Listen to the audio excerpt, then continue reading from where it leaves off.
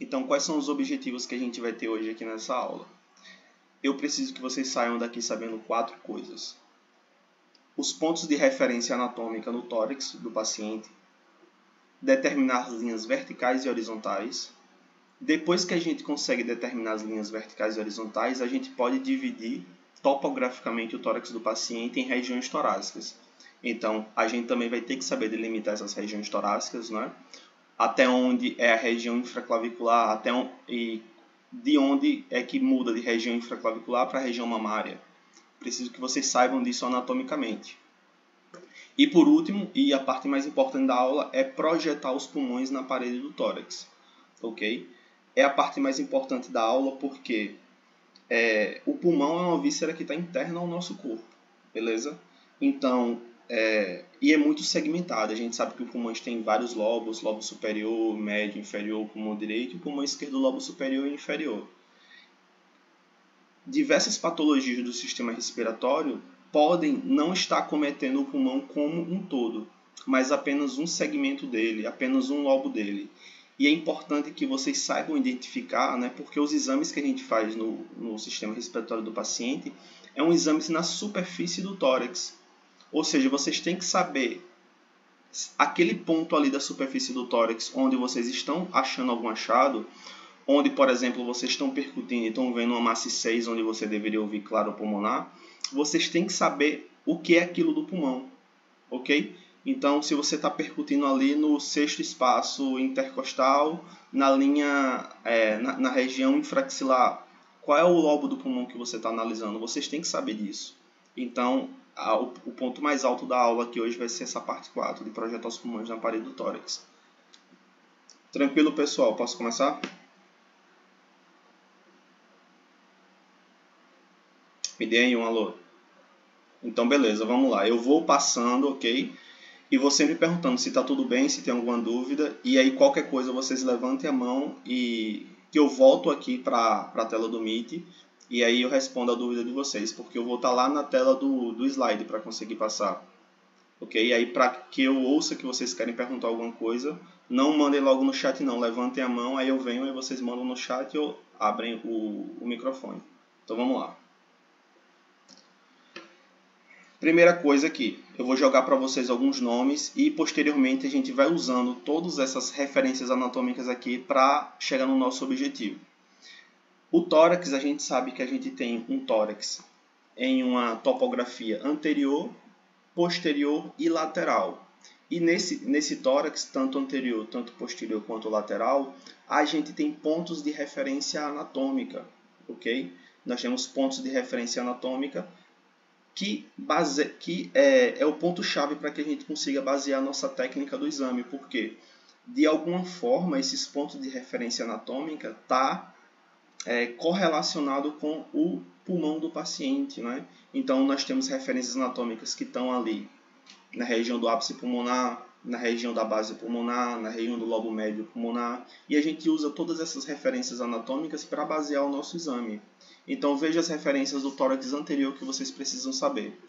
A incisura supraesternal, né, que a gente chama de fúrcula, as clavículas, o ângulo de Louis, o ângulo manúbrio external, a prega axilar anterior, os mamilos, né, que normalmente em uma pessoa normalinha ela fica no quinto espaço intercostal, mas a gente vai discutir um pouco mais para frente que isso pode mudar se o paciente é longilíneo ou brevilíneo.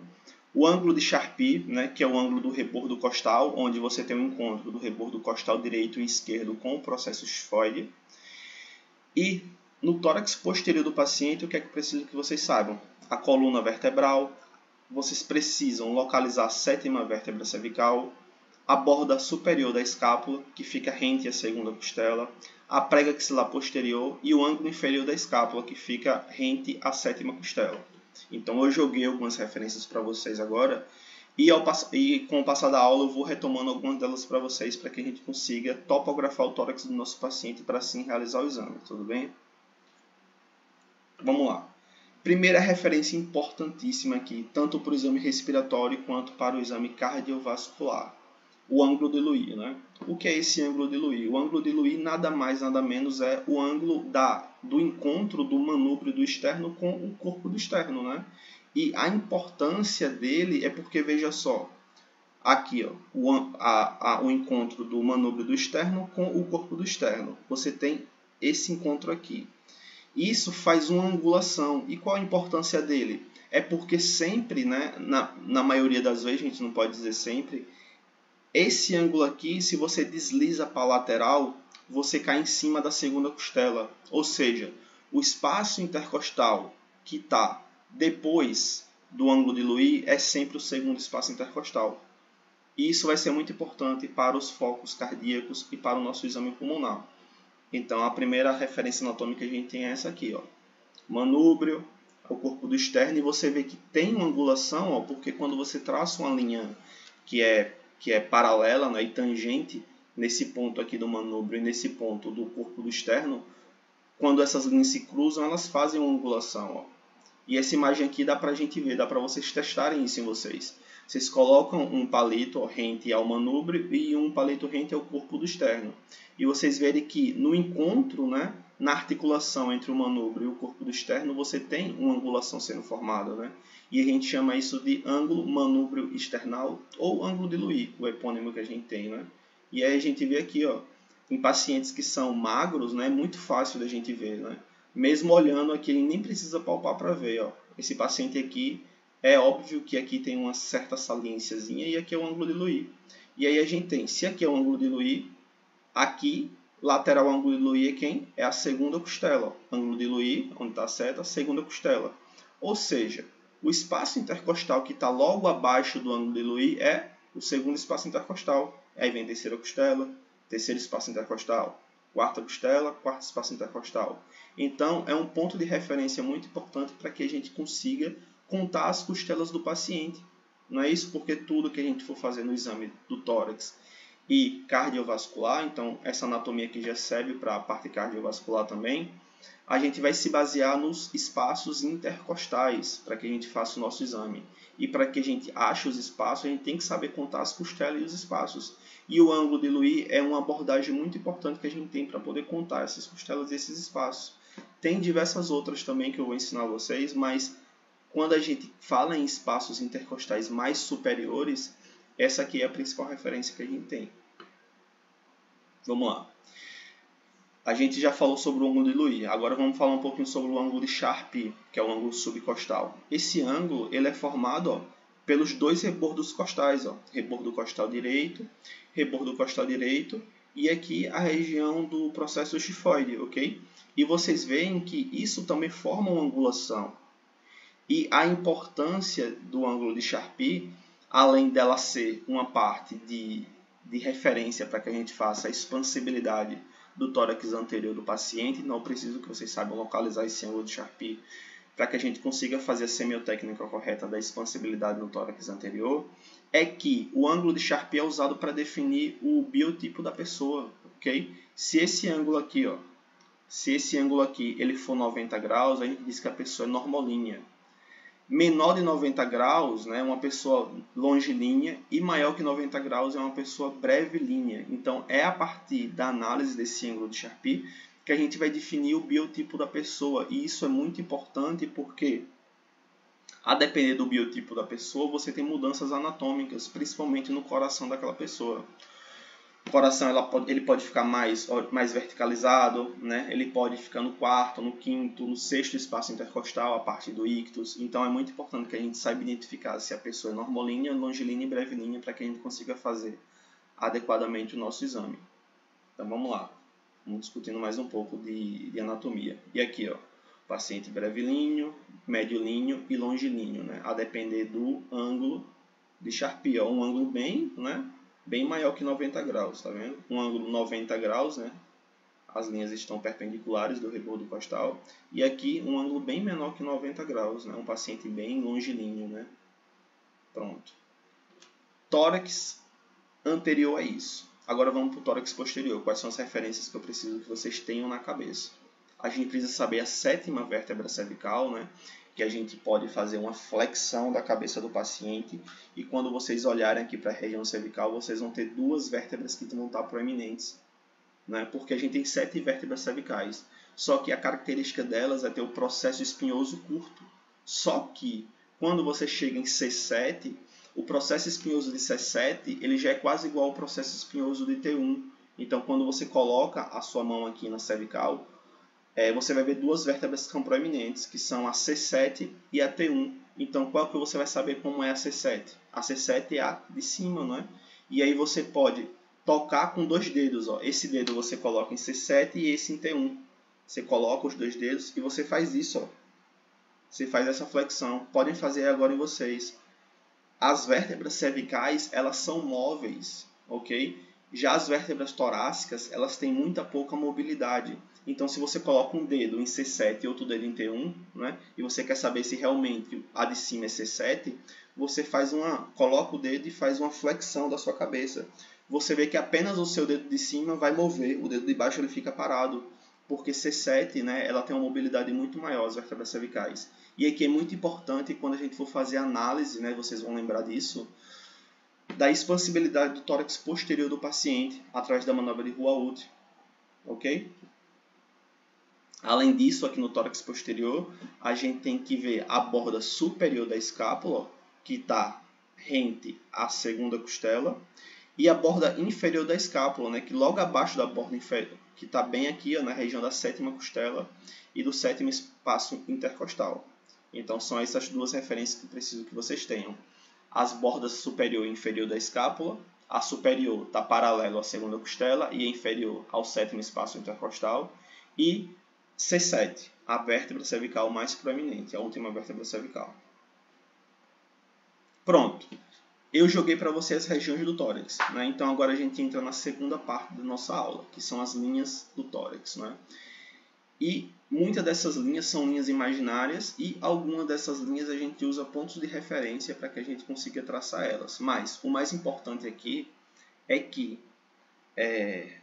a gente precisa ter uma localização topográfica, né? Ou seja, na superfície, de estruturas que estão internas ao nosso corpo. E qual é a forma mais adequada da gente poder fazer isso? É a gente fazer o cruzamento de linhas, né? Porque quando uma linha cruza para cá, vertical, e outra linha cruza horizontal, elas em um ponto elas vão cruzarem, não é isso? E esse ponto do cruzamento, se eu defino onde esse ponto vai estar, eu posso ter certeza que naquele ponto ali eu estou analisando determinada estrutura do tórax do paciente. Então é muito importante que vocês conheçam as linhas verticais e horizontais para que vocês tenham a referência de localização anatômica no tórax do paciente e para que vocês consigam delimitar as regiões do tórax, não é isso? Porque as regiões nada mais nada menos são do que a delimitação, né, da junção das linhas. Eu vou mostrar aqui para vocês. Veja só, eu dividi nas linhas do tórax anterior e nas linhas do tórax posterior. E posteriormente eu vou falar sobre as regiões que essas linhas formam. Então vamos lá. No tórax anterior a gente tem, como eu falei, linhas que são verticais e linhas que são horizontais, ok? Quais são as linhas verticais? A gente tem essa linha aqui, ó, que a gente diz que é a linha médio-external, que é uma linha vertical aqui em todo o corpo do paciente, que divide o externo em dois, né? Um externo direito e um externo esquerdo, ou seja, divide o externo no meio. Essa é a linha médio-external. Depois a gente tem a linha external, né? A linha external ela é paralela ao externo, paralela à borda esquerda do externo e paralela à borda direita do externo. Essa é a linha external. Depois a gente tem a linha hemiclavicular, essa linha aqui, ó. O que é a linha hemiclavicular? É a linha que sai do ponto médio da clavícula, né? E como é que você faz para saber onde é o ponto médio da clavícula? Você pega aqui, ó, na articulação, né, da clavícula com o manúbrio, então é bem aqui, ó, bem na parte da linha external, né? E até a sua articulação lá no acrômio, né? No acrômio. E aí você pega essa distância e a distância média entre elas, a gente diz que é a linha hemiclavicular, ok? A linha hemiclavicular do paciente.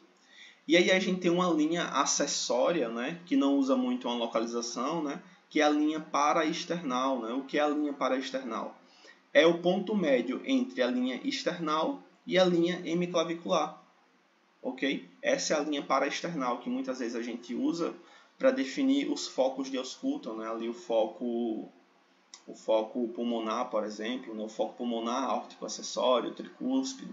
Quando a gente fala em linha paraesternal, né? Não é a linha que é na borda do externo, essa é a linha external. É a linha que fica entre a linha hemiclavicular e a linha external. Então, são essas linhas verticais que eu preciso que vocês saibam. Além disso, a gente tem 3 linhas horizontais que são importantes para que a gente consiga fazer a junção dessas linhas verticais e dessas linhas horizontais para que a gente consiga delimitar o tórax do paciente. Então vamos lá. A primeira linha é a linha clavicular, a linha que passa por cima da clavícula.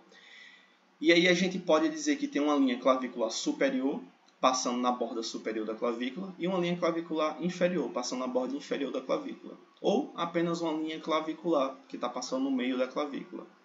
Depois dessa linha clavicular, nós temos 2 linhas muito importantes, e aqui é muito importante mesmo, que é a linha da terceira articulação esternocondral. Então, vocês contam a costela do paciente. Quando chega aqui na terceira costela do paciente, o que é que vocês fazem? Vocês traçam uma linha horizontal. E a próxima linha horizontal é a linha da segunda articulação esternocondral, né? E aí vocês pegam aqui, ó, a segunda costela e vocês traçam uma linha horizontal. E aí vocês percebem que você dividiu o tórax em regiões, ó, né?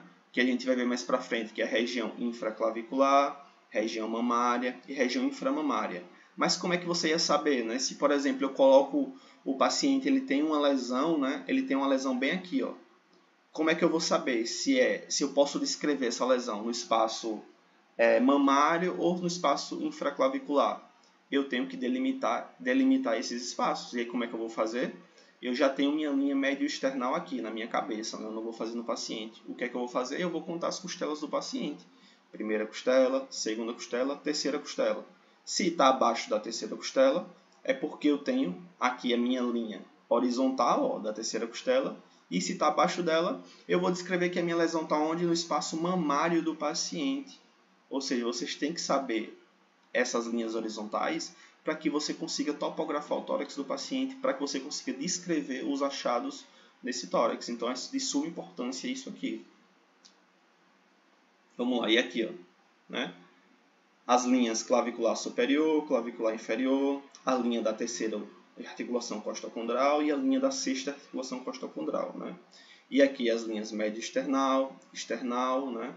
Linha hemiclavicular e entre a linha external e a linha hemiclavicular, a linha paraexternal, beleza? Então, tórax anterior é isso. Qualquer dúvida, levantem a mão. Vamos lá. No tórax posterior, a gente também tem que delimitar a região e a gente também tem linhas que são verticais e linhas que são horizontais. Agora veja só. No tórax posterior, a gente tem quais linhas importantes? A linha vertebral, que passa por cima dos processos espinhosos da vértebra. Essa linha aqui, ó, a linha vertebral. As linhas paravertebrais direita e esquerda, ó, que estão aqui, ó, que estão. Lembra da linha external? Aqui a gente vai chamar de linha paravertebral. Linha paravertebral, ó.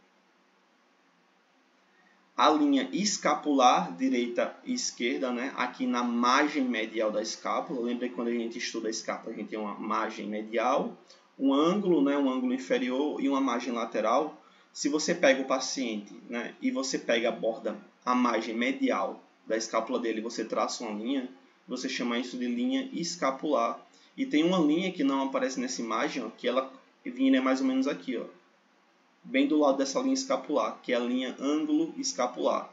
Então são essas linhas no tórax posterior. E as linhas horizontais é a linha, que são bem fáceis essas, ó, que é a linha escapular superior, ó, na parte superior da escápula. Terminou a escápula, você já traça uma linha. Por quê? Porque acima dessa linha é qual a região? Supraescapular. E abaixo dessa linha é qual a região? Infraescapular, ou região escapular, né? Mas tudo é região escapular? Não. Então a gente precisa ter uma linha horizontal inferior, né, que vai delimitar uma região que é escapular e uma região que é infraescapular. E é essa linha aqui, ó, que é a linha inferior da escápula. Onde termina a escápula, aqui no ângulo da escápula, vocês traçam uma linha horizontal que vocês chegam nessa referência anatômica. Ok? Então aqui, ó, veja no paciente aqui. Você olhou né, o seu olho já tem que projetar essas linhas no paciente. Você não precisa escrever essas linhas nem nada, ok? Então você olhou para o paciente, ó, aqui você tem a borda superior da escápula, você já traça uma linha. A borda inferior da escápula, o ângulo da escápula, já traça outra linha. E aí você dividiu o tórax posterior do paciente em região supraescapular, escapular e infraescapular, ok? Assim, de cima para baixo, né? Então, superior para inferior, não é isso? E aqui está uma imagenzinha também das linhas, ó. Linha vertebral, linha paravertebral, linha que eu falei para vocês, ó. Borda medial, margem medial borda medial da escápula, linha escapular, ângulo da escápula, linha ângulo escapular, beleza? Vamos lá. E as linhas laterais, né? As linhas laterais que a gente já tinha comentado no exame dos linfonodos, né, axilares do paciente. Como é que a gente vai delimitar elas? Linha axilar anterior, linha axilar posterior, né? Aqui nas pré-axilares, ok? Então, quando você sobe essa linha axilar anterior, onde é que ela vai dar? Vai dar justamente na região do acrômio, ok? E aí é que você sabe se você realmente está na linha axilar anterior. Linha axilar anterior, linha axilar média e linha axilar posterior, beleza? E a linha horizontal que vocês têm que saber aqui é apenas a linha da sexta costela. Por quê? Porque a gente sabe que tem uma topografia que se diz é o espaço axilar. E a gente também tem o espaço infraaxilar, né? O espaço axilar, gente, está muito relacionado ao lobo superior do pulmão. Então, se eu digo que o lobo inferior do pulmão tem alguma patologia, vocês vão analisar onde? Vocês vão analisar principalmente aqui na região infraaxilar. E como é que vocês vão saber se é a região infraaxilar? Fazendo a linha da sexta articulação externo-condral. Então, a sexta articulação externo-condral, ou seja, a sexta costela, vocês traçam a linha horizontal e aí vocês conseguem saber se é a região axilar ou infraaxilar. Ok? Aqui, ó. Então, eu dividi aqui o tórax do paciente em regiões axilar anterior, axilar média e axilar posterior. Como é que eu vou saber se eu estou na região axilar ou infraaxilar? Eu venho contando as costelas, ó, e quando eu chego na sexta costela, ok? Eu passo uma linha. E aí eu sei se acima dessa linha é região axilar e abaixo é região infraaxilar. Então vocês veem que vai começar a fazer sentido agora essas linhas, não é isso? Vocês vão ver a real importância delas agora e mais para frente quando eu for falar do exame, né? Porque quando eu for falar dos exames e eu começar a dar referências anatômicas para vocês, né? Vocês não vão se desesperar mais, porque vocês já vão ter essas referências na cabeça, porque todo exame que a gente for fazer vai ter como uma referência para a semiotécnica esses espaços intercostais e as referências anatômicas que eu falei até agora.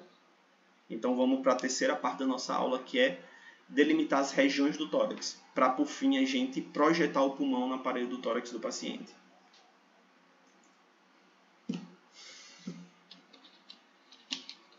Vamos lá, regiões do tórax, né? Região do tórax anterior, gente. Vamos lá. A gente tem uma linha, ó. Eu vou pegar essa imagem aqui do lado, que está sem cola, e vamos lá comigo. Ó. Eu disse a vocês que a gente tem uma linha clavicular superior e uma linha clavicular inferior. Qual é o nome da região que está entre essas linhas clavicular superior e inferior? Região clavicular, ok? Então, a região em cima da clavícula, se você tem algum achado, é a região clavicular. Acima dessa região clavicular, ou seja, acima da linha clavicular superior, é qual região? Supraclavicular, não é isso? Fossa supraclavicular, região supraclavicular, que vocês já estão cansados de saber, né, quando a gente vê ali os linfonodos supraclaviculares, né? Então vocês já sabem essas regiões.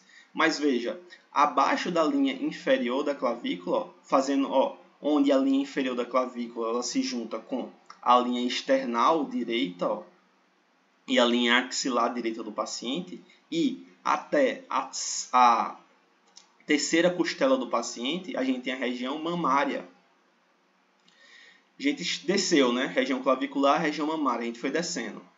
A gente chegou aqui, ó, na região da terceira costela, do terceira articulação costocondral, onde a articulação se junta com o osso, com a costela, para serem no manúbrio. A gente tem não mais o espaço mamário, mas o espaço inframamário, né? Não é isso? Ou não tem mais o espaço infraclavicular, mas o espaço mamário do paciente, né? Entre a terceira articulação costocondral, e a sexta articulação costocondral. Tudo isso aqui é o espaço mamário do paciente. Não é isso? E esse espaço mamário, ele vai até onde? Vai até a sexta articulação costocondral, ok? A sexta articulação costocondral. E aí abaixo disso aqui é a região inframamária, ok? A região hipocondríaca. Qual a importância de vocês saberem isso? Gente, tórax direito do paciente, o pulmão vai até aqui, ó, até mais ou menos a sexta costela, o sexto espaço intercostal. Depois disso aqui é fígado. Então vocês têm que saber onde está a transição, onde é pulmão e onde é fígado. Porque se eu falo para vocês que o paciente tem uma hepatoesplenomegalia e vocês fazem a percussão do tórax do paciente e vocês veem uma massa 6, como é que vocês vão saber se aquela massa 6 ela é fisiológica ou é patológica? Sabendo onde é que o pulmão está, né? O nível que o pulmão está, que é o nível do sexto espaço intercostal. Então, se é uma massa 6 que está no quarto espaço intercostal direito, né, do paciente, vocês vão pensar em uma hepatomegalia no fígado crescido, mas vocês só vão pensar nisso se vocês souberem essas referências anatômicas. Então, mais para frente, a gente vai começar a entender essas coisas por causa dessa aula. Então, vamos lá. Região external aqui, ó. Acima da fúrcula é região supraesternal, né? Da fúrcula aqui do manúbrio até a linha da terceira costela é região external superior. Da terceira costela, da linha horizontal que eu tracei na terceira costela, até o processo chifoide é região do manúbrio, né? Ou região external inferior, ok? Agora, e a mesma coisa se repete aqui no tórax esquerdo, ó. Região supraclavicular, região clavicular, região infraclavicular. Opa, cheguei na terceira costela, né? Tem um achado aqui, é região mamária até a sexta costela, né? Até a sexta articulação costocondral. E abaixo disso aqui é região inframamária, quando a gente fala de tórax, ou região hipocôndrica, né? Do hipocôndrio direito, esquerdo ou direito, quando a gente vai analisar o abdômen, né? Então, tanto faz você falar uma ou outra, ok? E aqui, ó, eu bato o olho do tórax do paciente e eu vejo isso aqui, automaticamente nele. Eu começo a ver isso, ó. Região supraesternal, região external superior, região external inferior, região clavicular, região infraclavicular, região mamária, região inframamária ou do hipocôndrio, ok? E aí, como é que eu vou saber se é região infraclavicular e mamária mesmo? Terceira costela, né? E como é que eu vou saber se é região mamária ou inframamária? Sexta costela, ok? Na face posterior, como é que isso funciona? Vamos lá. A gente tem aqui a linha vertical, ó, né? Linha vertebral, e a gente tem a linha escapular aqui na borda medial da clavícula, tá vendo? A região que está em cima da vértebra, a gente diz que é região vertebral, ok? Então, essa região que está acima da vértebra aqui é a região vertebral.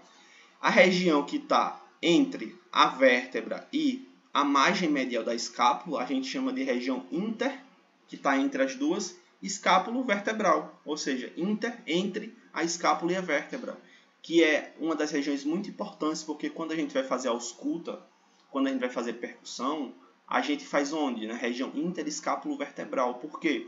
A gente não pode fazer esses exames acima da clavícula do paciente, em cima da clavícula.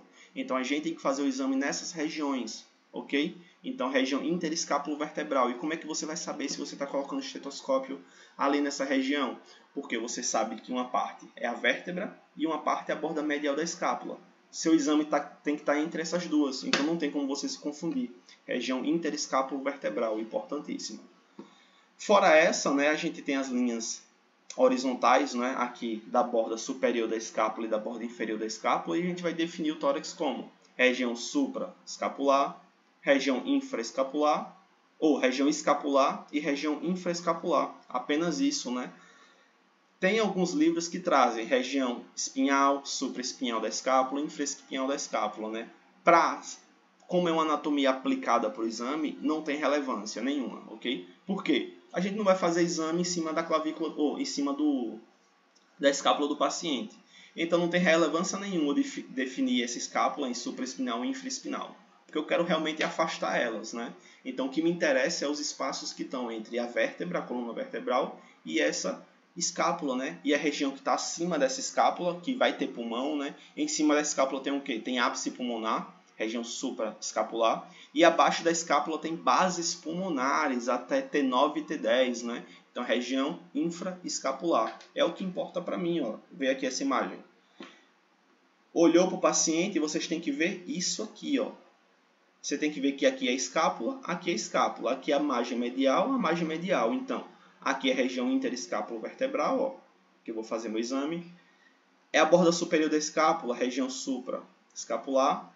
É a parte inferior da escápula, está abaixo do ângulo da escápula, aqui na linha, ó, linha horizontal inferior da escápula. É a região infraescapular, onde você vai ter as bases pulmonares. Então, é apenas isso que eu preciso que vocês tenham em mente do tórax posterior do paciente do ponto de vista anatômico. Beleza? E por fim, né, aqui as regiões lateral do tórax do paciente, ó. Região axilar e infraxilar, que eu já falei para vocês, né? Onde é que eu digo se é uma região axilar ou infraxilar para eu descrever meu exame, né? Ó, primeira costela, eu venho aqui ângulo de Louis, ó. Ângulo de Louis, segunda costela, terceira costela, quarta costela, quinta costela, sexta costela, né? Então eu cruzo a linha axilar anterior e cruzo a linha da sexta costela. O ponto de encontro, eu digo que eu tenho aqui a diferença entre uma região axilar e a região infraxilar, não é? Que é muito importante. Essas aqui, por quê? O pulmão do paciente ele vai estar projetado ali, né, para as laterais, posterior e anterior. Na transição aqui, vocês vão ver mais para frente, quando a gente for topografar o pulmão na parede do tórax, no lado direito é o que vai definir se você vai estar analisando o lobo superior, médio ou inferior do pulmão do paciente, do pulmão direito. Ok? Então vamos lá. Não é isso? Então eu deixei aqui para vocês treinarem, beleza? Depois vocês peguem essa foto aqui e vá vocês mesmos dizendo quais são as regiões aqui de cada número e vá depois conferindo para realmente gravar isso na cabeça. Beleza? Então vamos lá. Terceira parte acabou e é a parte final aqui da nossa revisão de anatomia para o exame do tórax. Vamos lá, dúvidas até aqui? Cleiton, eu tenho uma. Quando é que a gente vai dividir onde o marco anatômico exatamente divide a axilar da infraxilar? Eu não peguei aqui. Vamos lá, volta aqui um pouquinho. A axilar da infraxilar, você vai ter, ó, o que é que forma a região axilar? A linha axilar vertical anterior, tá vendo? Na borda, aqui na pré-axilar anterior, a linha axilar anterior, e a linha axilar posterior, né? O que está entre essas duas linhas é a região axilar, como um toda. Só que a gente divide essa região axilar em duas, em uma região axilar propriamente dita e uma região infraxilar. E aí como é que você divide essa região axilar e infraxilar? A partir da sexta costela, ok? Então veja, quando você pega aqui a região axilar média e você desce, né? Então aqui nós temos o que? A segunda costela, terceira costela, quarta costela, né? Quinta costela e a sexta costela, ó. Quando chega aqui na sexta costela, é o meu ponto de transição entre a região acima axilar e abaixo desse ponto aqui, ó, a região infraaxilar. Então é assim que a gente divide, ok? A gente divide em axilar anterior e posterior, a gente divide a região axilar, que é tudo isso aqui. E como é que eu sei que é a região axilar ou infraaxilar? Aqui na sexta costela, ok? Então a linha que é médio axilar aqui, né? Axilar anterior, axilar posterior. A linha médio axilar, quando você desce, ó, vem descendo por ela, onde essa linha toca a sexta costela do paciente, a sexta costela, é o que eu delimito. Sexta costela é o ponto de limite entre a região axilar e infraxilar. Acima da sexta costela, aqui nesse ponto, ó, de encontro, né? Da linha horizontal aqui na região axilar do paciente. Acima é a região axilar e abaixo a região infraxilar. Ficou claro? Pessoal, alguma outra dúvida? Ficou claro, valeu. Pode falar, Francisco. Quando for falar, levanta a mão, porque aí eu vejo que vocês querem tirar dúvida. Porque eu tô lá no slide, eu não tô aqui no chat não, vendo. Aí quando vocês levantam a mão, aparece um som aqui pra mim e eu consigo ver. Pode falar, Cleiton, Francisco. tá me escutando? Tô sim, pode falar. No áudio, né? É. Então, com relação à sexta costela da região axilar, Pronto. eu tenho dificuldade de como é, palpar ela na região axilar, entende? Porque eu só lembro da questão, você pega a proeminência manobro-external, aí cai na segundo espaço intercostal, e aí eu vou mapeando, mas ela na região axilar, você tem alguma técnica, alguma coisa que eu possa encontrar essa sexta costela, entende o que eu tô falando? Sim, Francisco, sim, eu tenho. Veja só. Você vai fazer isso que você falou para mim, ok? Você vem aqui na segunda costela, que é rente ao ângulo de Louis, e você vem descendo. Quando você achar a sexta costela, você vem lateralizando ela, seguindo onde ela vem. Ó. Você vem seguindo essa sexta costela até a região axilar. E quando você vê que ela chegou aqui na região médio axilar, ok? Você faz a delimitação. Ó, acima desse ponto aqui, ó, acima desse ponto é a região axilar, abaixo é a região infraxilar. Por quê? Eu vim do ângulo de Louis, segunda, terceira, quarta, quinta, sexta costela. Aí eu acompanho o trajeto da costela, ó, acompanho. E aí eu sei que aqui na região axilar eu estou na sexta costela e eu consigo delimitar axilar e infraxilar, entendeu? Então você pode fazer isso. Ou você pode usar o quê? A borda inferior da escápula, que normalmente está no sétimo espaço intercostal. Então, se você pega a borda da escápula, né? Ó, pega a borda da escápula, está no sétima costela. Sobe uma, e aí você chega na sexta costela. Eu prefiro usar o ângulo de Louis, porque eu acho mais certo. Porque a escápula, gente, ela é muito móvel, né? Então, nem sempre a escápula vai estar ali no sétimo espaço intercostal do paciente. É válido, né? A maioria das vezes vai estar. Mas eu prefiro usar o ângulo de Louis, que eu me sinto mais seguro para realmente saber se ele está no sexto espaço intercostal.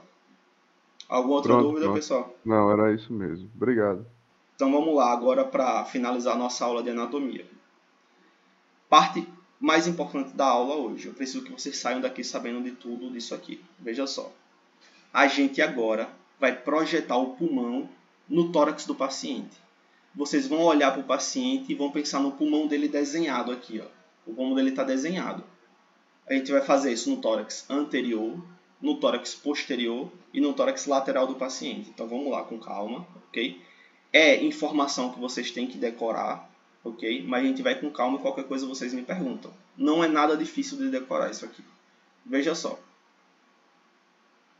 Projeção do pulmão na parede do tórax na face anterior. O que é que eu preciso que vocês saibam? Eu preciso que vocês saibam o que do pulmão está na região supraclavicular, o que está na região infraclavicular e o que está na região mamária e inframamária, porque lembra que na região inframamária quase não tem mais pulmão, é ali onde finaliza o pulmão, né, na sexta costela, ok? Então, muito abaixo disso não tem mais pulmão, mas eu preciso que vocês saibam na parte anterior do tórax o que tem em cada dessas regiões. Aí vamos lá com calma, ó. Na região supraclavicular do paciente, a gente vai encontrar quem? Os ápices pulmonares, ok?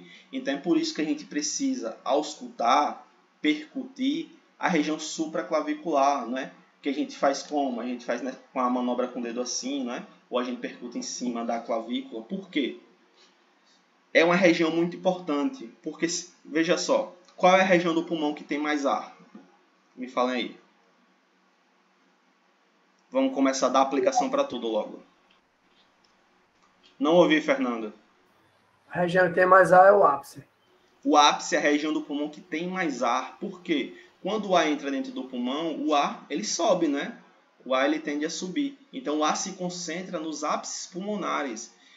Então, tem determinadas patologias que acometem principalmente o ápice do pulmão do paciente. Vocês conseguem me dizer alguma? Tuberculose, né? Tuberculose, né, o bacilo, né, o Mycobacterium, ele gosta de ambientes que tem muito oxigênio. Então, o ápice do paciente é um lugar, é um tropismo, né? É um local de tropismo muito importante para esses bacilos da tuberculose. Então, é muito importante que vocês analisem o ápice do paciente aqui na região supraclavicular. Então, beleza. Ápice do pulmão do paciente, região supraclavicular. Quanto, né? De 2 a 4 centímetros, né, acima da região clavicular. Quando o paciente inspira, o pulmão sobe. Então, vocês precisam ter isso em ideia, né? Então, se eu falo para vocês, numa questão, que o paciente apresenta uma hipersonoridade, né, na região do ápice pulmonar, e eu digo para vocês fazerem a ausculta no foco onde você auscultaria, né? Onde você percutiria, no caso, esse paciente, uma questão, vocês têm que ter o quê? Não é saber percutir. Além de saber percutir, vocês têm que ter ideia de onde é que você vai percutir. Então, é uma questão, né, que Jeová gosta de cobrar muito, que junta a anatomia com o exame. Não adianta você percutir qualquer lugar do tórax, tem que percutir onde está a afecção que eu falei na questão. E aí, por isso que vocês precisam saber, né? Então, região supraclavicular, você tem os ápices pulmonares, ok? Região infraclavicular, você tem a maior parte dos lobos superior, tanto direito quanto esquerdo, ó, né? Região mamária ou inframamária, aí depende. Em ambos, né, você vai ter parte do lobo superior, ó, né? Região inframamária é quando, gente? Primeira costela, segunda costela, terceira costela. Aqui é a região mamária, né? Aí, aqui, né, terceira, quarta, quinta, sexta costela, né? É a região o quê? Inframamária, né? Então, região infraclavicular, mamária, inframamária. O que é que está na região mamária e inframamária? Na região mamária vai estar parte do lobo superior, direito e esquerdo, ó.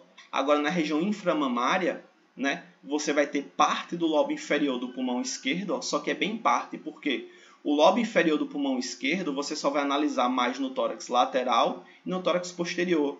Apenas uma parte aqui, ó, apenas essa partezinha aqui do lobo inferior esquerdo vai ser analisado no tórax anterior do paciente. Então, se eu peço para vocês, se eu digo para vocês que o paciente tem um derrame pleural no tórax esquerdo, onde é que vocês vão analisar?